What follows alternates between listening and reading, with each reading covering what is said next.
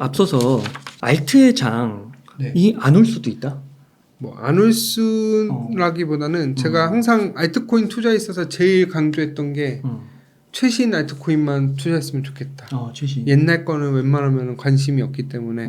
왜냐면 제가 책의 에피소드 중에 하나에서 제가 알트코인이 이제 9메이저 알트코인이 못 올라간 거에 대해서 제가 이야기를 써놓은 게 있거든요. 그걸 보면은 옛날 알트코인은 상대적으로 관심이 없고 실제로 비트코인, 알트코인 솔직히 말씀드리면 수익이 나서 하는 게 거의 없잖아요. 거의 99% 이상 없다라고 보는데 그런 상황에서 이 알트코인들이 크게 상승할 수 있는 동력이 힘들기 때문에 옛날 코인들보다는 최근에 나왔던 코인들을 자꾸 언급을 했고 다만 뭐 솔라나 이더리움 뭐 이런 거 펀더멘탈 좋다라고 하는 것들은 정고점 뚫으면 저는 아직도 나름 나쁘지 않다라고 보고 있기 때문에 알트코인에 대해서 한번 보수적으로 생각해 보셨으면 좋겠고 그리고 저도 알트코인을 좀 많이 투자는 하고 있는데 그렇기 때문에 그 알트코인이 상승을 하기 위해서는 약간 올해 한 10월, 11월 지나야지만 비트코인이 크게 이제 하락하지 않고 상승해 준다는 가정하에서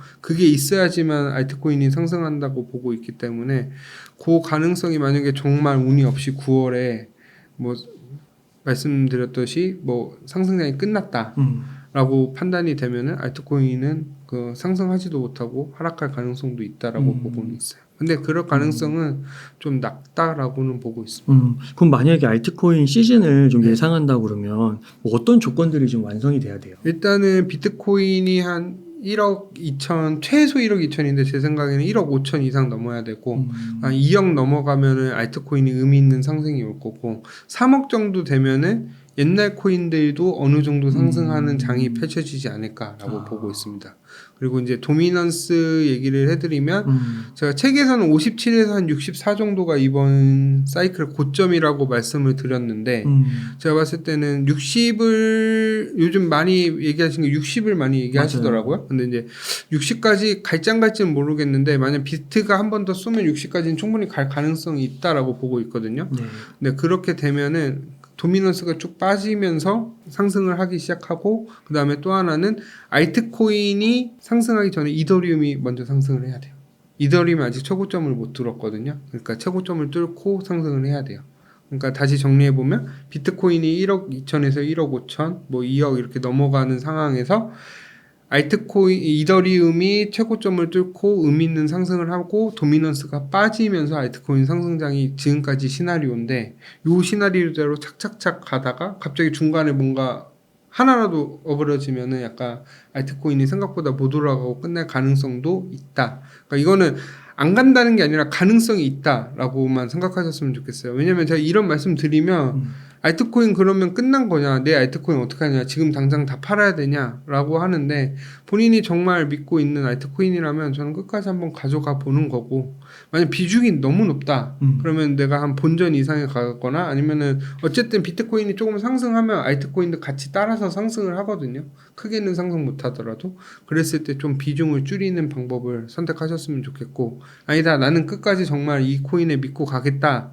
라고 하면은 저는 이번 사이클이 거의 끝난다고 하기 전까지는 계속 갖고 갈 것 같습니다. 그러면 알트코인은 지금 투자하면 안 돼요? 그러니까 저는 좀 조심스러워요. 그러니까 예전에는 많이 투자라고 했었는데 어느 정도 항상 비트이더 50을 가지고 알트를 투자하는 전략은 나쁘진 않다라고 보고 있는데 알트코인이 너무 많이 떨어지니까 많이 자신감들이 떨어져 갖고 저는 아직도 그래도 알트코인은 그래도 옛날처럼 막 10배 뭐 20배 100배 가는 코인은 거의 드물다고 하지만 그래도 한 최소 어느 정도 상승은 주지 않을까라고 보고 있어서 나쁘진 보지 않고 있는데 일단 비트랑 이더가 먼저 상승한다고 했잖아요. 네. 그러면은 내 알트를 또 안 오르면 상대적 박탈감을 느끼면서 되게 힘들거든요. 그럼 그거를 또 견딜 수 있는지도 한번 생각해 보셔야 될 것 같아요. 그러니까 이번 장은 좀 다른 게 이번 장의 특징은 약간 비트코인 위주의 장이다. 알트코인들이 상당히 못 간다. 네. 그래서 도미넌스도 사실은 이제 많이 빠지지 않을 것이다. 네. 알트가 못 가기 때문에. 네. 그리고 이번 하락에서도 비트코인 한 25% 빠질 때 50% 이상 빠지고 네. 회복도 안 되는 알트코인들 네. 많잖아요.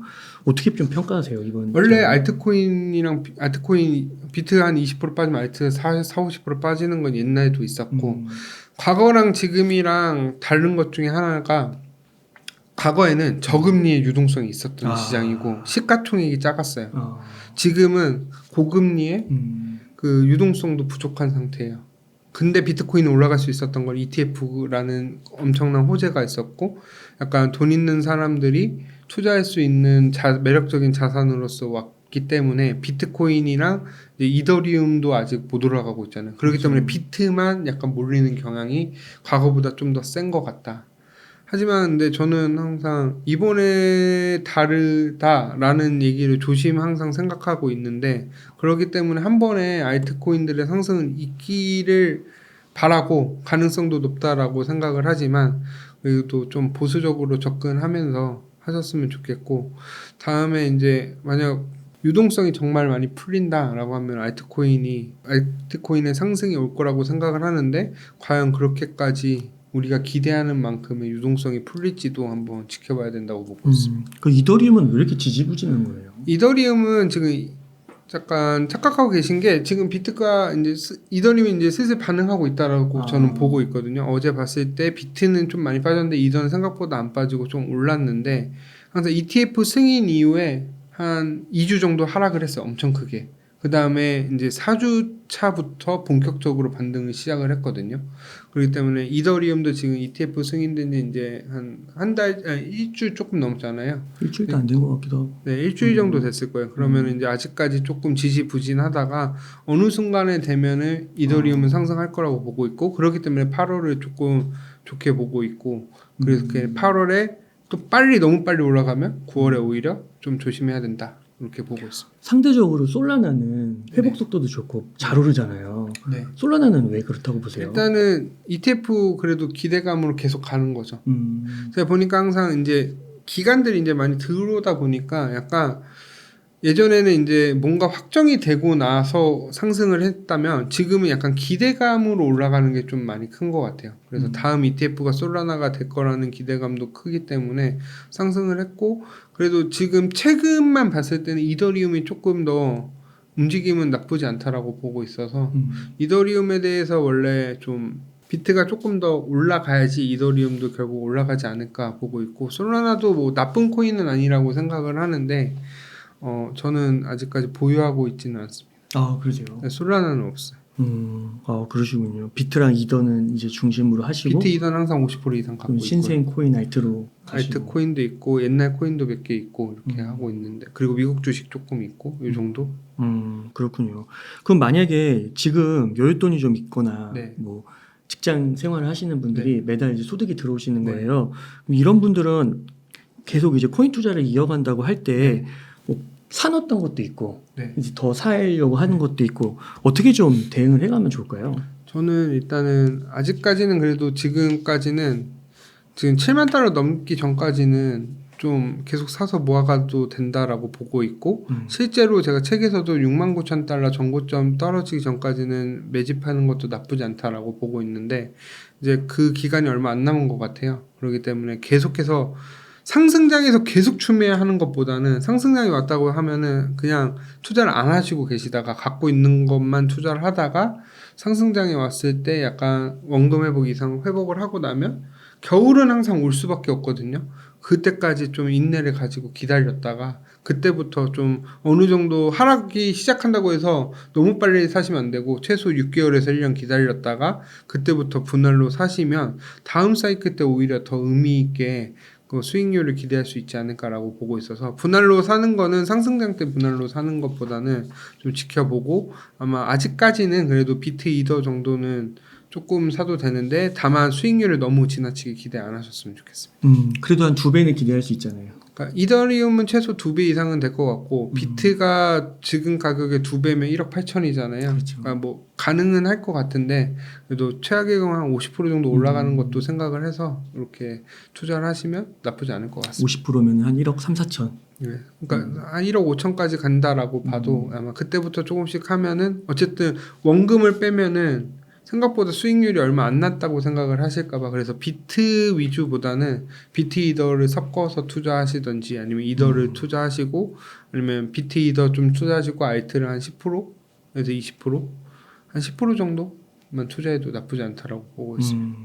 그 나는 비트코인으로 인생을 배웠다라는 책을 쓰셨어요. 그래서 이 책의 내용 가운데 지금 시기에 이 부분은 다시 꺼내 읽어보면 좋겠다 하는 부분이 있을까요? 앞서 말씀드렸다시피 그 구매저 코인을 통해 얻은 교훈이 있거든요. 그게 정말 저는 중요하다라고 보고 있어요. 왜냐면 이번에도 비슷하게 흘러갈 것 같아서. 구메이저? 옛날에 메이저. 이제 메이저 코인이라고 불렀던 게 뭐 넴이나 비트코인 캐시, 이오스, 리플 네. 이런 걸 메이저 코인이라고 했는데 리플 이런 거. 네. 근데 이제 사이클이 지났으니까 그 두 번째 사이클에서는 구 메이저라고 부르는 거야. 그런 것들을. 이제 뭐 네오코인 뭐 이런 것들 옛날에 인기 많았던 시가총액 상위권에 있었던 코인들을 이제 그게 이제 시가총액이 이제 좀 내려오고 약간 의미가 없으면서 오래됐다 해서 구메이저라고 이렇게 사람들이 불리고 있는데 그런 식으로 지금 지난 사이클에 또 새로운 코인들이 탄생했다가 많이 올라갔다 하락을 했잖아요. 그런 코인들이 못 올라간 것처럼 이번에도 그럴 가능성도 있기 때문에 그런 챕터 한번 읽어보셨으면 좋겠고 저는 개인적으로 저희 책은 되게 쉽게 쓰려고 노력을 했고 어쨌든 사이클에 대해서 하고 있고 지금 와서 봤을 때 뭐 맞힌 것도 있고 틀린 것도 있는데 뭐 맞췄다 틀렸다 이런 것보다는 에피소드가 되게 많거든요. 27개 정도 되니까 이 에피소드를 통해서 간접적으로 한번 체험을 해보시고 그 다음에 여기 도미넌스 앞서 말씀드렸다시피 이더가 올라가고 도미넌스가 내려가야지 알트코인은 올라간다 그런 내용도 다 정리가 돼 있으니까 되게 금방 읽을 수 있으실 것 같아요. 하루면은 충분히 읽을 수 있다라고 생각을 하기 때문에 전체적으로 한 번씩 읽어봐 주셨으면 좋겠습니다. 그러면 지금 비트랑 이더랑 이게 모아가다가 이제 알트 시즌이 온 거예요. 아까 말씀해주신 첫 번째 뭐 비트코인 가격이 1억 3천을 넘고 1억 5천 뭐 이렇게 가고 그 다음에 두 번째 이더리움도 전고점을 돌파하고 이런 조건들이 충족이 돼서 알트 시즌이 왔습니다. 혹시 조심스럽게 공부하는 차원에서 추천이 아니라 알트코인을 너무 투자를 하고 싶은 거예요. 한번 잡아보고 싶은 거예요. 기회를 또 기다려야 되니까 4년. 좀 공부해볼 만한 알트코인이 있을까요? 저는 저번에도 알트코인 몇 개 얘기했는데 뭐 AI 코인은 요즘에 AI 관련주가 너무 안 좋아서 약간 되게 부정적으로 보시는데 그래도 약간 신생 코인이고 AI에 대해서는 조금 과거 엄청 큰 기대한 것만큼은 수익률이 생각보다 못 갈 수도 있다라고 생각이 들지만 그래도 그쪽에 한번 공부라기보다 한번 투자도 나쁘지 않다라고 보고 있고 저는 약간 RWA를 되게 좋게 보거든요. 왜냐면 블랙록에서 밀고 있고 그 다음에 이더리움 기반의 비들이라는 펀드가 있어요. 그거는 한번 공부를 해보셔갖고 이 원리가 뭔지도 한번 보셨으면 좋겠고요. RWA를 제가 왜 좋게 보냐면 제가 예전에 여기 나와서 말씀드렸다시피 ICO로 제가 한번 망했잖아요. 그때 믿음 중에 하나가 뭐냐면 모든 것이 코인화가 된다. 그거를 꿈을 꾸고 투자를 했었는데 그게 이제 잘못된 투자로 간 건데 결국엔 그게 블랙록이나 전통 기관에서 하는구나 정말. 그게 이제 RWA랑 비슷하거든요. 그렇기 때문에 RWA가 뭔지 왜냐면 실물 자산 어떻게 토큰화 한다는 거지? 그런 쪽에서는 한번 공부를 해보시면은 향후 이제 앞으로 제가 미래에 이제 새로운 생태계가 탄생한다고 하잖아요. 거기에 있어서 RWA가 좀 핵심이 되지 않을까 보고 있어서 RWA에 왜 블랙록이 이렇게 밀고 있고 연구를 하고 이렇게 하고 있는지는 공부해 보셨으면 좋겠습니다. 알트코인 투자는 첫 번째 투자를 한 다음에 한 뭐 20-30% 떨어지면 또 들어가고 이렇게 하는 건가요? 그렇게 하셔도 되는데 근데 이제 중요한 건 내가 처음부터 분할로 하면 괜찮은데 내가 만약에 100만 원 투자했는데 100만 원만 투자하려고 했는데 알트코인 50% 빠졌다고 해서 100만 원 또 투자하는 거는 정말 그렇게 물 타다가 회복 못하면 끝없는 지옥의 늪에 빠지거든요. 그렇기 때문에 조금씩 만약에 내가 원했던 만약 100만 원만 투자하겠다라면 딱 그 정도에서 멈추셔야지 무리해서 투자하지 마시고 분할로 애초에 100만 원 가지고 뭐 30, 30, 40 이렇게 분할로 사겠다라는 거는 좋은 방법인데 처음에 이제 투자금보다 생각했던 금액 이상으로 투자하는 건 정말 위험하다 이렇게 말씀드리고 싶습니다. 그러니까 비트랑 이더는 투자를 하되 알트코인은 한두 개에 몰빵하지 말고 막 10개, 15개 이렇게 분산 투자하라고 하잖아요. 그것에 대해서는 어떻게 생각하세요? 그것도 저는 동감을 하는 게 물론 본인이 정말 알트코인에 선별할 수 있는 능력이 있다. 한두 개 집중하는 게 가장 좋은 건데 뭐가 올라갈지 모르잖아요. AI 코인 아까 말씀드렸는데 AI 코인 중에서도 뭐가 갈지 몰라요. 너무 많거든요, 종류가. 그렇기 때문에 항상 저희 그 같이 작가 해주셨던 팽돌이님 강조하시는 게 시가총액 상위 하나, 중위 하나, 정말 낮은 거 하나 이런 식으로 분산해서 이렇게 투자를 하셔야 된다라고 보고 있습니다. 알트를 아예 안 하고 네. 비트만 하는 거, 비트 이더만 하는 거. 전 제일 좋은 방법인데 그래요. 제가 봤을 땐 우리나라에서 비트 이더만 투자하는 사람은 거의 없을 거라고 보고 있고 실제 통계에서도 비트 보유가 거의 없는 걸로 밝혀져 갖고 네. 아마 그게 제일 좋고 정석적인 방법인데 그렇게만 하셔도 저는 제일 추천드리고 있습니다. 그러니까 저는 최근에 이슈 중에 하나가 그 월드코인이요. 네. 그 월드코인을 갑자기 물량이 갑자기 풀려. 물량이 갑자기 풀렸잖아요. 네, 사전에 알고 있는. 맞아요. 그래서 사전에 내부 거래도 있을 수도 있고 아무튼 그런 거 보면서 야 이거 비트코인의 그 탈중앙화라는 개념이 정말 중요하고 알트는 사실 너무 어렵다 이거는. 그러니까 네. 솔직히 알트코인들이 다 그렇게 움직여 왔어요 지금까지. 네. 그렇기 때문에 저는 뭐 그게 새롭게 와닿지는 않은데 그렇기 때문에 빨리 저는 제도권에 편입이 돼서 제대로 된 규제 기간이 있고 안전하게 투자할 수 있는 거를 기대하고 있는데 아직까지 이런 위험성이 너무 많다는 거를 인지를 하고 투자를 해야 돼요. 그렇기 때문에 알트코인이 물론 큰 상승률이 줄 수도 있지만 정말 크게 실패할 수도 있고 제가 그걸 경험을 해봤잖아요. 그렇기 때문에 아마 조심해서 항상 투자하셨으면 좋겠습니다. 네, 그래서 이 암호화폐 쪽에 투자하시는 분들은 코인 투자하시는 분들은 공부를 정말 많이 해보시면 좋을 것 같고 변동성이 큰 만큼 멘탈 관리하는 데 있어서 나는 비트코인으로 인생을 배웠다. 네. 책에서 정말 이더리움 물타기의 끝판왕 사례도 나오잖아요. 네. 10분의 1 토막 나는 거. 그러니까 그런 것들을 꼭 한번 읽어보시면 너무 좋을 것 같습니다. 이게 사실 비트랑 이더만 투자해도 주식 투자에 비해서는 그쵸. 상당한 수익률이잖아요. 근데 그거 이상으로 하는 게 과연 과욕이 아닐지 지나친 네. 욕심이 아닐지 이런 부분도 좀 냉정하게 파악을 해야 내 귀한 돈을 잃지 않지 않을까. 네, 맞습니다. 네, 좋습니다. 그 석훈님 오늘 이렇게 너무 귀중한 인사이트 감사드리고요. 시청자님들께 끝으로 한 말씀 좀 부탁드리겠습니다. 요즘 비트코인에 다시 관심을 많이 받고 있는데 약간 대선 쪽에서 많이 관심을 받고 있어서 관심이 많나요? 김프가 한 1%도 안 나오는. 그 제가 말씀드리는 관심은 일반 대중에 대한 관심이 아니라 약간 뉴스에서 약간 이렇게 띄워주고 약간 비트코인 다시 또 대선이랑 연결지어서 계속 얘기를 하더라고요. 그래서 약간 어쨌든 가고 지금 비트코인이 최근에 53,000까지 하락을 하고 저도 솔직히 이렇게까지 빠질지는 몰랐고 정확히 말하면 틀렸죠. 하지만 그런 와중에도 빠르게 반등하는 걸 보면서 비트코인 정말 항상 반전에 기하는구나. 맞아요. 그리고 항상 이제 상승을 좀 한 번은 더 있을 거라고 보기 때문에 벌써 너무 지치고 힘드신 분들도 계실 거라고 생각을 하거든요. 그런 분들한테 한번 저희 책 한번 읽어보시면서 여러 에피소드 한번 읽어보셨으면 좋겠고 너무 무리해서 투자하는 것보다 약간 리스크 관리하면서 투자도 하셨으면 좋겠고 비트코인 컨퍼런스에서 제가 아까도 언급했다시피 단순히 선거자금 때문에 트럼프 전 대통령이 비트코인을 미는가 그게 아니라 미국이 정말 비트코인을 받아들이고 이런 큰 뜻을 감추고 있는데 그거를 자꾸 약간 가격적인 측면, 단기적인 측면 이런 쪽에만 우리가 너무 집중하고 있지 않는지 한 번쯤 생각해 보시면서 투자해 보시면 오히려 또 하락이 왔을 때도 비트코인에 대한 신뢰나 믿음이 더 생길 수 있기 때문에 그런 거 한번 공부해 보시면서 성공 투자하셨으면 좋겠고 혹시 다음에 나오게 됐을 때는 좀 되게 웃으면서 나왔으면 좋겠습니다. 네. 석훈이 저 질문 갑자기 생각나서 요거만 좀 여쭤볼게요. 그 차트 분석하시는 분들이 53,000까지 떨어져가지고 53,000까지 떨어진 다음에 67,000까지 확 올라왔잖아요. 7만도 넘고. 이게 차트적으로는 설명이 잘 안 된대요.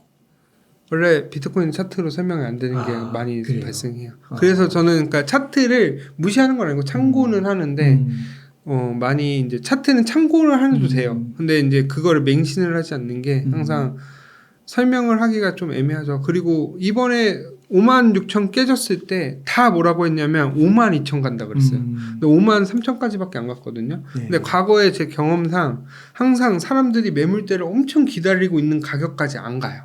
거기를 살짝 위에를 가든지 아니면 오히려 거기보다 더 크게 패닉으로 왔다 갔다 하고 그리고 지금 차트도 좀 어려울 수밖에 없는 게 뭐냐면 이제 메이저 기관들이 온 거예요. 비트코인 움직임 예전에 기관들이 없을 땐 개인들이 했으면은 그런 걸 보는데 기관들은 자금도 있고 자기네들이 차트를 만들어 갈 수도 있는 거고 그건 아무도 모르잖아요.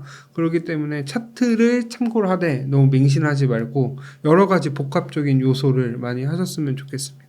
그리고 김프가 네. 불과 한 4, 5개월 전만 해도 15%까지 갔단 말이에요. 네. 지금은 왜 이렇게 낮은 거예요? 가격은 이렇게 올라왔는데. 그거는 약간 비밀이 있긴 한데 그거는 좀 위험한 발언이라 제가 말씀드리기는 어렵고 항상 좀 김프가 꼈을 때 과열이 항상 발생이 시작이 되고 항상 김프의 끝은 좋지 않았다는 거 항상 기억하셨으면 좋겠고 이번에 만약에 비트코인이 뭐 예를 들면 2억을 갔다 근데 김프가 만약에 10% 꼈다 그러면 그때는 정말 좀 위험한 신호고 김프가 낀다고 바로 빠지진 않아요. 오히려 김프 때문에 더 크게 상승할 수도 있거든요. 그렇기 때문에 김프가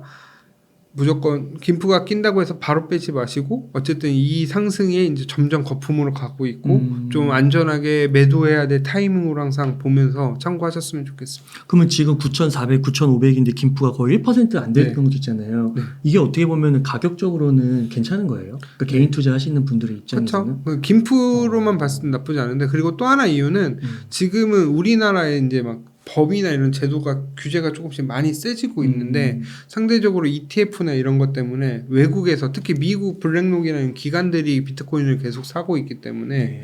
차라리 거기서 많이 수요가 발생하기 때문에 김프가 상대적으로 낮은 이유도 있습니다. 아, 그렇군요. 이렇게 전반적인 이야기뿐만 아니라 디테일한 부분까지 챙겨서 이야기 잘해주셔서 감사드립니다. 네. 나는 비트코인으로 인생을 배웠다. 이 책 꼭 한번 읽어보시길 바라면서 그럼 오늘 인터뷰 한 요 정도에서 마무리하도록 하겠습니다. 이렇게 해서 장석훈님을 모시고 이야기를 나눠봤습니다. 오랜 시간 동안 귀중한 인사이트 많이 나눠주셔서 감사의 말씀드립니다. 오늘 고생 많으셨습니다. 네, 감사합니다.